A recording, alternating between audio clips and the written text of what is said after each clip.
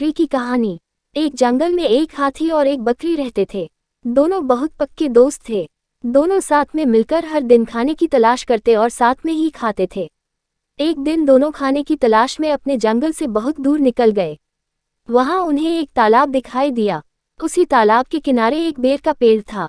बेर का पेड़ देखकर हाथी और बकरी बहुत खुश हुए। वह दोनों बेर के पेड़ के पास गए। फिर हाथी ने अपनी सूंड से बेर के पेड़ को जोर से हिलाया और जमीन पर ढेर सारे पके हुए बेर गिरने लगे। बकरी जल्दी जल्दी गिरे हुए बेरों को इकट्ठा करने लगी। संयोगवश उसी बेर के पेड़ पर एक चिड़िया का घोंसला भी था, जिसमें चिड़िया का एक बच्चा सो रहा था और चिड़िया दाने की खोज में कहीं गई हुई थी। बेर का पेड़ जोर से हिलाने के कारण चिड़िया का बच्चा घोंसले से बाहर तालाब में गिर पड़ा और डूबने लगा।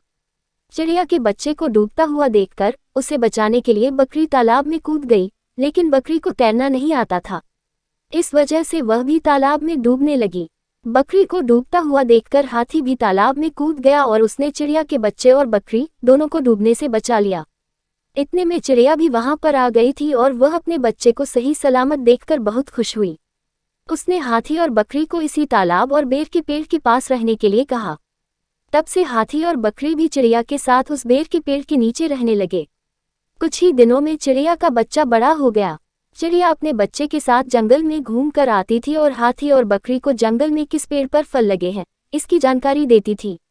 इस तरह हाथी, बकरी और चिड़िया मजे में रहते और खाते पीते थे। कहानी से सीख, हमें किसी का बुरा नहीं करना चाहिए।